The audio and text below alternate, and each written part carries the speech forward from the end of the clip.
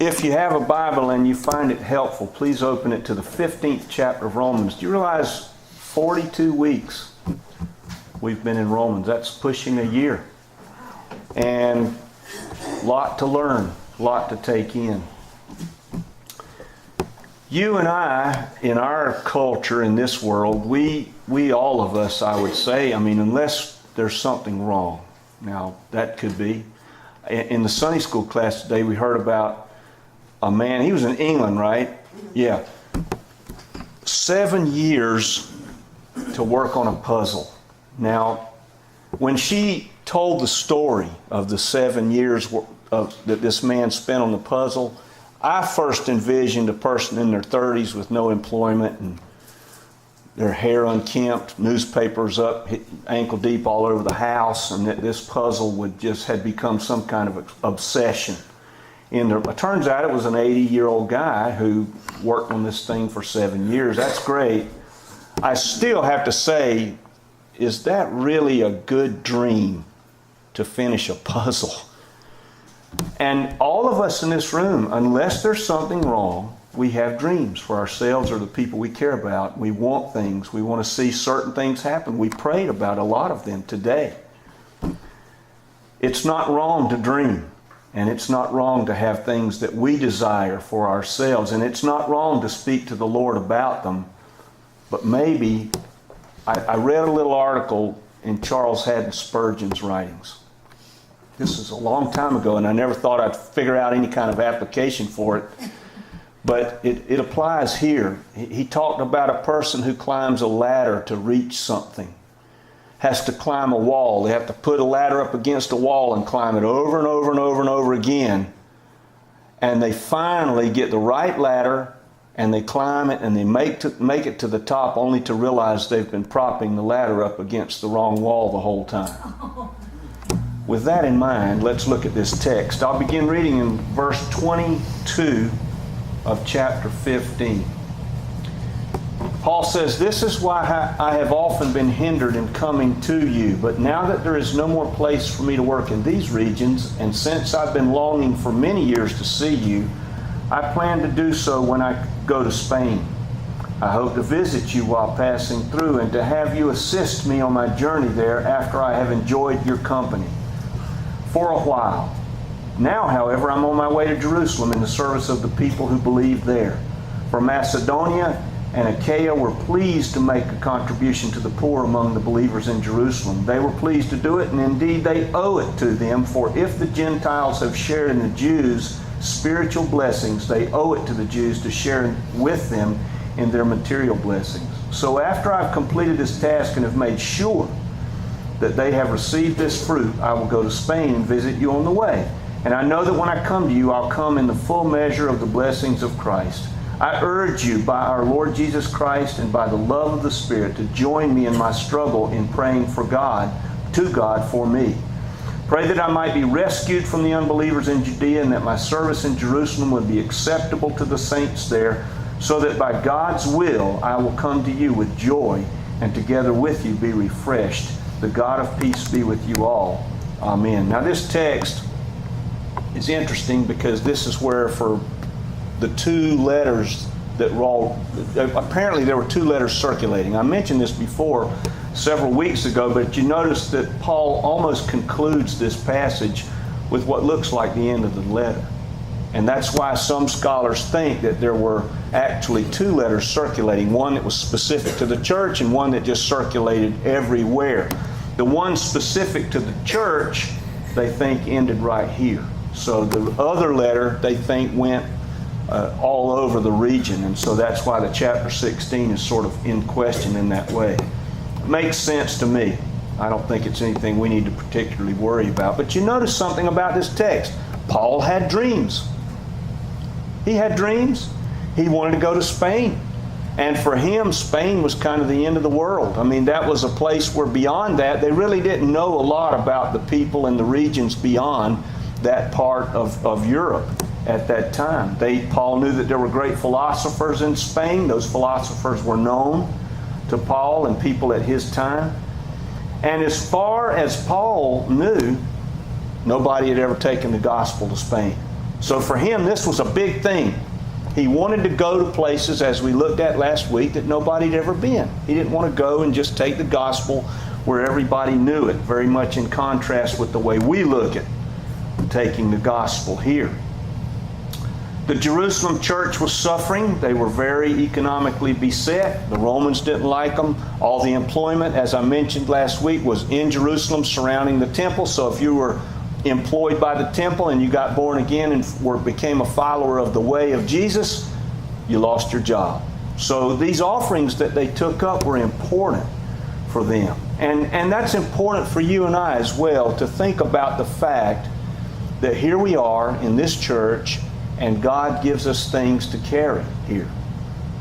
There are burdens that we're supposed to carry in common with other churches. We join in. The cooperative program of the Baptist Association is a big deal. It's a big deal because you and I are now participating with missionaries all over the world by the fact of the cooperative program. We're given something to carry. Now, if you go back and read Acts chapters 21 and 22, you will see Paul's recantation, Luke's recantation of what this actual passage speaks to. They did receive the offering. They were very happy to get it. The elders of the church in Jerusalem had a conversation with Paul about some of the rules and some of the things that they felt were important at the time. And then when they sent Paul to the synagogue to speak, he created an uproar there. And anytime there's an uproar in any place in the Roman Empire, the Romans get involved because they don't like uproar. And Paul addressed the crowd. He spoke to them in Hebrew. They listened very carefully until he said the word Gentiles. And then the Romans got called in again, and Paul is going to go to Caesar. But he appeals here to this group of people and says, pray for me. This is what ties into that it would all go well. And it looks like the prayers were answered, right? Paul was delivered from the Jewish mob in safety. And Paul's going to get this other prayer answered. He's going to go to Rome. But he's not going to Rome the way he thought. He's going to Rome as a prisoner. He spends 4 more years of his life in prison. And then I'm thinking to myself, as I think about what it is to dream about my own life and what you think about when you dream about your life, Paul's outcome doesn't look like a dream that he might have had to me. Looks very different. 4 years in prison, and then you're sent to Rome. You get there, and Nero says, off with his head. Now, all these plans, all these dreams, Paul is asking what? That God's will be carried out in him. That God's will be carried out. Now, this is where this all becomes very personal. I remember when I first became a believer. Now, as those of you who know my story, you know that for 9 months I faked it in front of this band so that I could be their guitar player. So, I mean, isn't there a movie? It is Adam Sandler. There's a movie where he's at the table and their family there are all Protestants, and he is asked to ask God thanks for the food or something like that, and he learns, he does this weird prayer thing. I mean, I learned how to pray out loud just by listening to these other people. I kind of faked my way through it. But then I became born again.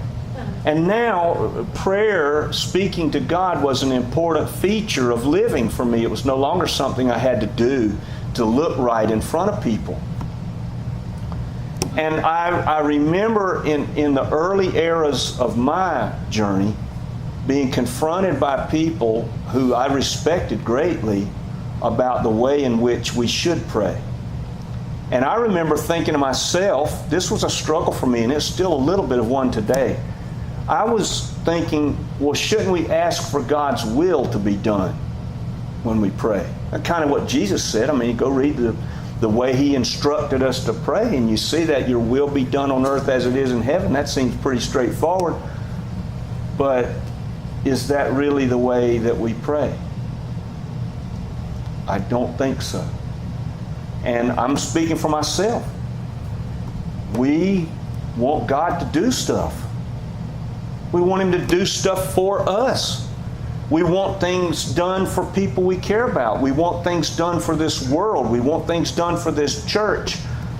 And when I was coming through the ranks as a young believer, there was a teaching that was extant. Maybe you never encountered it, and maybe all of this is kind of beyond you in terms of your own experience, that you never experienced this. I did. And it was a big deal for me that if I prayed, and asked for God's will at the end of my praying, I was praying without faith. That's no faith. What's the matter with you? You want this? You want God to do it? Just pray. That closing your prayer out with God's will be done, you're faithless. That's how I was taught. For a long time, that was the mode of prayer in the circles that I ran in. So if I asked for something specific from God and shut it down right there, I was praying in great faith. But if I said, "But your will, not mine," I just chucked the whole prayer out the window. I might as well have never bothered. That's the way it was seen. Now I want to look at Paul here, because I think Paul can teach us something, teach me something very important about what prayer is. Let's first of all purpose within ourselves. I don't know how important this is to you. It's very important to me. I want to be honest in my walk with Jesus. I don't want to come at it with any kinds of pretense of being spiritual in some way, that God's somehow going to be impressed with me and answer my prayers in a different way just because I'm such an impressive person to Him. I don't want to do that. I don't want to pray in such a way as to say that I'm clouding back what I'm really asking for. Do you? I mean, do you want to pray and really kind of hold back what you really want because you're afraid somehow that if God hears that He's going to be upset with us for being childish or petty, and He's not going to listen to us anymore? I don't think anybody wants to go there. So, this is where this becomes very personal. You and I, maybe I'm revealing something of myself here. That's very possible. And this is the end of all of this for me, wherein they say, "Okay, Rick, we love you, but you need some help. So we're going to bring some people in to help you out." That could be. And I'm okay with that if I need the help. I am. But it seems to me that if we're going to play a kind of a game in our skulls with God, there's a part of us that is really, really, really not seeing God for who He is. C.S. Lewis makes this so beautifully apparent when he says, so many of us walk around as followers of Jesus, and we pray, and who we're praying to, yeah, God accepts us because He loves us, but we're really not seeing God for who He is. But we're praying, we're doing the best we can. That's all right. But I love what Lewis closes this little text with. He says, so would we then ask God, "Not your will be done"? I mean, nobody's going to do that. But if we, in a mental way, do that, then God's going to say, well, okay, then your will be done. If that's the way you want it, then your will be done. Wow. I have knowledge of God's common will. And everybody in this room who walks with Jesus for any length of time and opens this book has knowledge of God's common will for all of humanity. He wills that none should be lost. He wills that the gospel should go to the ends of the earth. He wills that we should pray with Him, that we should speak with Him. He wills that we should have unity in the church. He wills that we should love each other. He wills that we should love people who aren't lovable. He wills that we should be accepting in the same way that Jesus accepts us, we should accept others. We understand all that. That's God's common will. Everybody knows that. Who in this room is going to tell me that they know God's specific will for their life? Anybody want to take a shot at that? I'll raise my hand and tell you, I don't have a clue. I'm just saying that to be honest here. Each day, we come to the things of our day, And do we know that these things that we are approaching are God's will for our lives? I'm just going to say, I don't. I don't know. So to ask in faith, what does it even mean? How do we do it? Paul's life is a clue for me. All right, what is Paul? Person called out of pursuing Christians. That was his gig. His day job was seeing how many Christians he could throw in prison or have put to death as a Jew, and he thought he was doing God's work. He thought he was doing God's will. And then God stepped into it and pulled him out and gave him a new gig. Now, Paul, you're going to be part of those people you were persecuting, and your job is going to be to take that message that you wanted to see stamped out all over the known world. And you're going to take it to the pigs. That's the way the Jewish people thought of the Gentiles. God was going to take the message to the pigs, to the people that were actually not worthy of the message in Paul's mind as a good Jewish Pharisee. Think what that means. Wow. So, Paul is zealous for God, very zealous for God. He had dreams for himself. He had dreams for what his life was going to be. His desires were to see God's will carried out on the earth. I mean, how much more aligned with God's desires could Paul have possibly been? What does God teach us through Paul's life? What does he teach me? What does he teach you?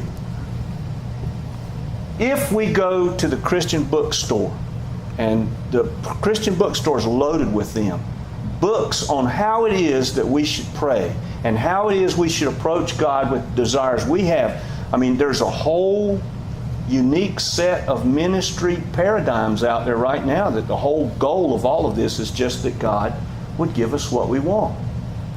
So that's what we should do.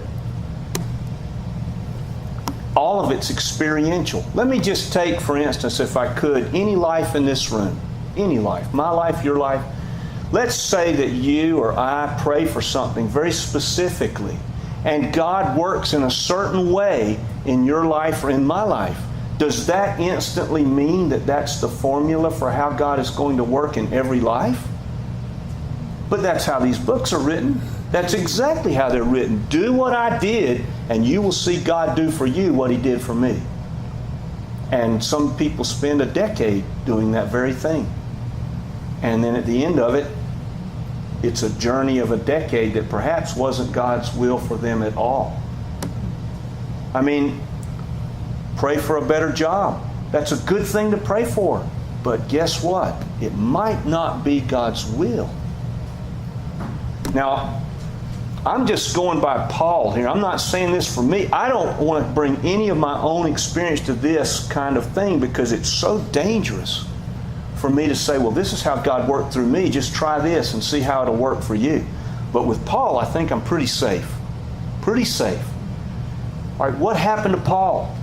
Zealous for God, faithful to God, working for God, pursuing God with all his might, and he's in prison for 4 years and he's beheaded for his faith. What does that mean? Does that mean that's the formula for you and me? Absolutely not. What it means is we need to bring everything of who we are in every circumstance, in every setting, in every desire, and bring it to God for just what it is. I've got desires for life. I bet you do too. And should we not bring them to God? Wrong. Bring them to Him. Bring them with eyes wide open. Who else are we going to go to if we're not going to bring them to Him, right? Who else is going to listen to our dreams and desires and not laugh at them or not say, you know, you really ought to go this way instead of that. I don't like your plan. God doesn't ever do that. He never turns us away.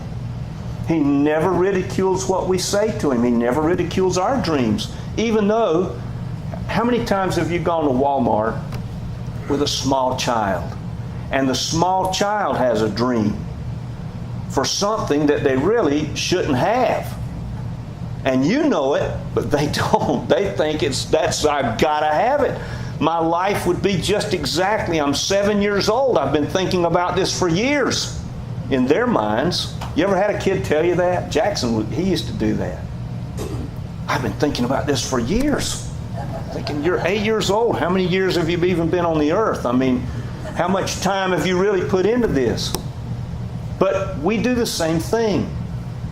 And so God knows far better for you and me than what we know for ourselves. And we can trust Him in that. So when we come to God and say, Lord, this is what I really, really want, He knows that. He knows that. But God knows better. And sometimes the dream we have is not what God would give us. But I can tell you this with absolute certainty, His dream is bigger. It's bigger. It is bigger. We thought about it in Sunday school today. We are so end-focused in our lives. That's how we're taught. Go to school to get what? The job. I'm thinking about that for my own son. Go to school so that you can get the job out there. So the whole period of 4 years of school is just a process I've got to slog through without any sense of, wow, isn't this an exciting part of my life? God doesn't want us to live like that. Ever. I love what Tammy said in Sunday school today for you who weren't here. Each day, do we wake up looking and saying, what's going to be in today that came from you? What in my experience today is going to be what you have for me? What in this moment is going to be the process where you walk me through? The end in mind is great, but what about this day? Wow. I am so convinced that I do this, and I'll just confess this. I don't want to live my life trying to manipulate God's will by pretending to be something I'm not. I have desires, and I want to, just like the little kid, stupid though they might be sometimes, go to Him with those desires. But on the other side of that, I also want to look in His face and know that I can trust Him that His desires are better.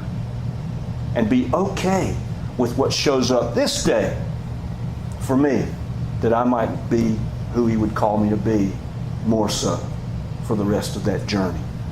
I want to be journey focused, not end focused. James said it well. What did James say? We say, I'm going to go to this city and I'm going to do some business and I'm going to be profitable.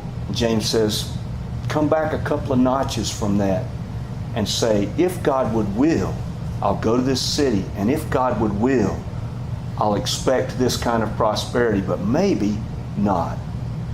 And the better thing is always going to be His will. Always. And that journey and that process, none of it is wasted if we so choose to look at it in that way. He'll walk us through it. I think that's a better plan. God has a plan. I don't have a clue what it is except in the general, but I can say this with absolute certainty. If I desire for my life to go the way that God would have it go, I want to look at His plan and see how I can fit into that, as opposed to trying to craft one for myself. I don't know where everybody